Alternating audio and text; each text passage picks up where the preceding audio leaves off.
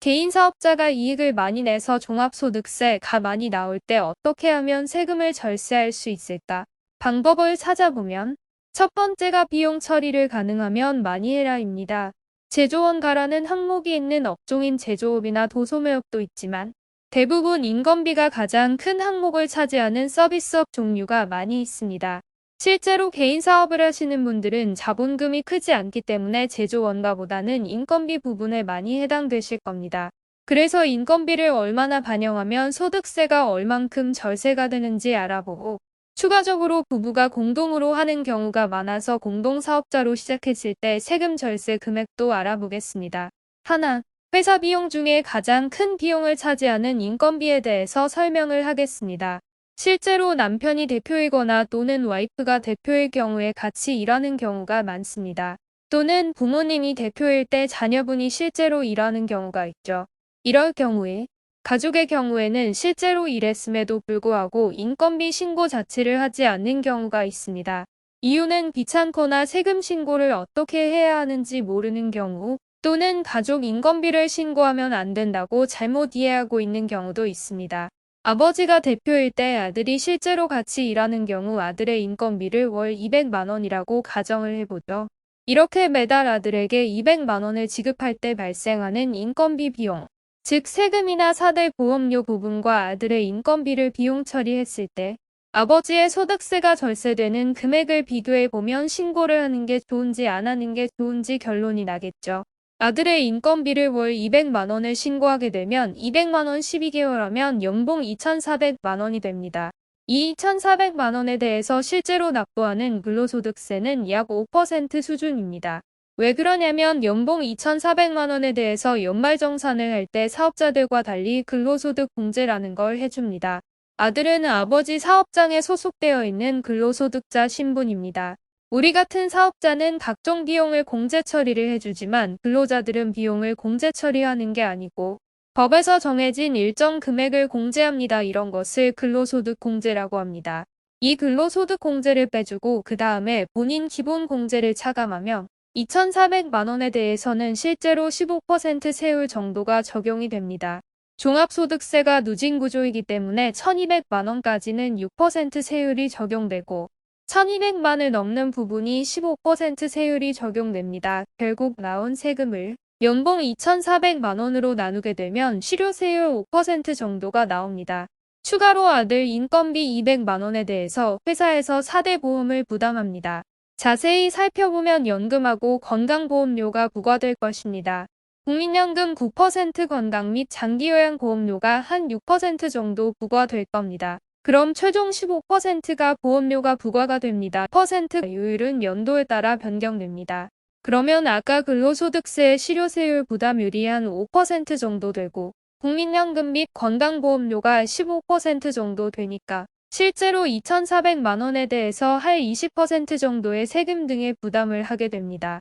그러면 200만 원 즉 연봉 2,400만 원을 아버지의 종합소득세 신고할 때 비용 처리를 하게 되며 아버지의 소득세율이 38%로 높다고 가정을 한다면 급여 2,400만 원에 대해서 38%의 금액이 절세가 될 겁니다. 이유는 비용 처리를 했기 때문이죠. 그리고 국민연금 4.5%와 건강보험료 3% 정도가 비용 처리가 되기 때문에 소득세 38% 절세 효과와 보험료 7.5%의 절세 효과를 합하면 최종 45.5% 정도의 절세 효과가 일어납니다. 그러면 아들 인건비를 신고했을 때 20% 정도의 세금과 보험료 부담보다는 당연히 45.5%의 소득세 절세 효과가 더 높게 나옵니다. 모든 경우에 이런 게 아니고 이익이 높을 때를 가정했을 때입니다. 아버님 소득세율이 24%, 35%, 38% 같이 높은 소득세율일 때 비교하면 이렇게 절세 효과가 크게 나옵니다. 그래서 당연히 실제로 일을 같이 하는 가족들에 대해서는 인건비 신고를 해야 됩니다. 어떤 분들은 세금 절세하기 위해서 가공의 인건비를 신고하시는 분들도 있잖아요. 가공 인건비 신고는 큰일 납니다. 실제로 근무하는 경우에 진행하시면 됩니다. 그렇지만 우리는 실제로 일을 했는데도 그 신고를 안 한다면 너무 좋은 절세 방법을 날리고 있는 겁니다. 그래서 가족들이 실제로 이러는 부분에 대해서는 반드시 인건비 신고를 하시는 게 좋습니다. 두 번째 소득세 절세 방법은 공동사업자로 했을 때입니다. 예를 들어서 부부 둘이서 같이 일하는 경우, 그냥 남편 명의로만 사업자를 냈을 경우와 부부 공동 명의로 사업자를 냈을 경우 세금을 비교해 보겠습니다. 계산편의상 매출에서 비용을 뺀 순이익 1억이라고 가정을 해볼게요. 계산편의상 종합소득공제도 빼야 되지만 그 금액은 크지 않기 때문에 그냥 순이익이 과세표준이라고 가정합니다. 매출에서 비용을 뺀 순이익이 1억 원일 때 단독명의 즉 남편이나 와이프 단독명의로 사업자를 냈을 경우에는 이 순이익 1억 원에 대해서 35% 세율이 적용이 됩니다. 35%라고 하면 대부분 생각하기를 1억 원에 35%를 곱해서 3,500만 원으로 생각합니다. 하지만 소득세는 누진세 구조이기 때문에 1,200만 원까지는 6% 세율, 4,600만 원까지는 15% 세율, 8,800만 원까지는 24% 세율. 이렇게 이익이 높을수록 세율이 좀 점점 올라갑니다. 그래서 1억 원에 대해서 단순하게 35%를 곱하는 게 아니고 1,200만 원까지는 6% 곱하고 1,200만 원이 넘는 금액에서 4,600만 원까지는 15% 곱하고 4,600만 원이 넘는 금액에서 8,800만 원까지는 24%를 곱하는 이런 구조가 됩니다. 그렇게 계산 구조를 나누면 복잡하니까 누진공제 제도라는 게 있습니다. 순이익에다가 세율을 곱하고 뒤에서 금액을 빼주는 거죠. 이렇게 하면 앞에 단계별로 곱한 금액과 결과값이 똑같이 됩니다. 그래서 1억 원의 경우에는 35% 세율을 곱하고 뒤에서 1,490만 원을 빼주면 실제로 산출세액 나옵니다. 두 금액은 모두 2,010만 원으로 산출됩니다. 똑같이 순이익이 1억 원일 때 남편과 배우자가 공동명의로 한다면 세금 계산 구조는 달라집니다. 공동사업자의 배분 비율이 5대5라고 가정을 했을 때 처음부터 매출과 비용을 5대5로 나눠서 계산을 하는 게 아니고요. 이 사업장은 하나의 사업장이기 때문에 매출과 비용은 합산해서 계산을 합니다. 그렇게 해서 나온 순이익이 1억 원이기 때문에 1억 원에 대해서 5대5로 나누게 됩니다. 그러면 남편과 배우자가 5천만 원, 5천만 원으로 이익을 가져가는 겁니다.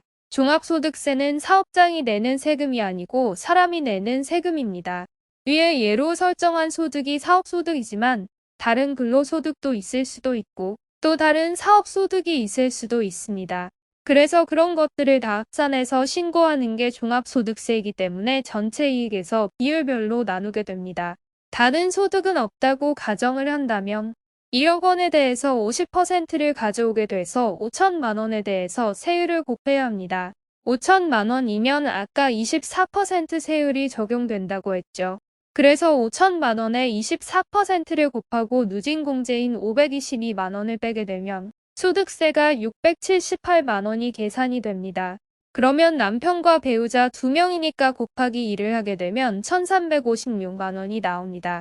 이러면 아까 같은 1억 원일 때 단독 명의일 때는 2,010만 원의 소득세가 나오고 공동사업일 때는 1,356원이 나와서 결국은 654만 원이 절세가 됩니다. 위 내용은 단순 계산 및 참고용으로 각 개인별 조건에 따른 감면 등의 규정은 제외하고 설명했습니다. 보시다시피 이렇게 절세가 되는 거죠. 만약에 순이익이 2억 원이라고 가정했을 때는 계산을 해보면 단독명의일 때는 5,660만 원의 세금이 나오고 공동명의일 때는 4,020만 원의 세금이 나옵니다. 그래서 결국 1,640만 원이 절세가 되는 거죠. 이렇게 순이익이 높아질수록 절세 금액은 더 커지게 됩니다. 즉, 내가 적용되는 소득세율이 낮을 때는 공동사업자가 별로 필요가 없겠지만 그러나 굳이 낮은 세율이 적용될 때는 공동사업자로 되신다면 4대 보험료를 2배로 내야 하기 때문에 안 좋은 방법일 수도 있습니다. 어차피 가족일 때 소득이 한 분이 없다면 부양가족으로 넣어서 한 가족당 보험료는 한 번만 내면 되는데 굳이 공동사업자로 하게 되면은 각 대표가 다 보험료를 내야 되니까 어떻게 보면 낮은 세율일 때는 억울한 상황이 발생할 수도 있겠죠. 그래서 이런 부분을 잘 파악해서 높은 세율의 구조일 때는 공동사업자로 내는 것을 추천드립니다. 이게 꼭 부부만 해당되는 게 아니고 실제로 같이 일하시는 부자지간도 가능하고 전혀 가족 관계없는 제3자끼리도 실제로 같이 일한다면 공동사업자로 낼 수 있습니다. 그리고 마지막으로 소득세를 절세하는 방법은 법인 전환이라는 방법도 있습니다. 법인 전환은 무조건 하는 게 좋은 게 아니고 개인 사업자가 높은 소득세율이 적용될 때 법인으로 간다면 단순하게 법인세율은 개인 사업자 소득세율보다 낮게 적용되겠지만 다음과 같은 조건을 잘 따져봐야 합니다. 생각해봐야 할 내용은 하나, 내가 법인의 대표로서 근로소득을 받아갈 때 내는 근로소득세. 둘, 남은 회사의 이익에 대해서 배당으로 가져갈 때 배당소득세. 셋, 회사의 주식을 팔 때 양도소득세. 넷, 회사를 물려줄 때 상속세. 다섯, 회사를 폐업해서 없애버릴 때 청산소득. 이런 것들에 대해서 세금을 내는 것까지 다 고려해서 개인과 법인을 비교했을 때 법인이 유리하다면 법인 전환하시는 것이 좋습니다. 법인 전환을 해서 최대한 세금을 줄일 수 있는 방법 이런 것들을 모두 고민해서 절세했으면 좋겠습니다. 내용이 유익하셨으면 구독과 좋아요 부탁드립니다. 감사합니다.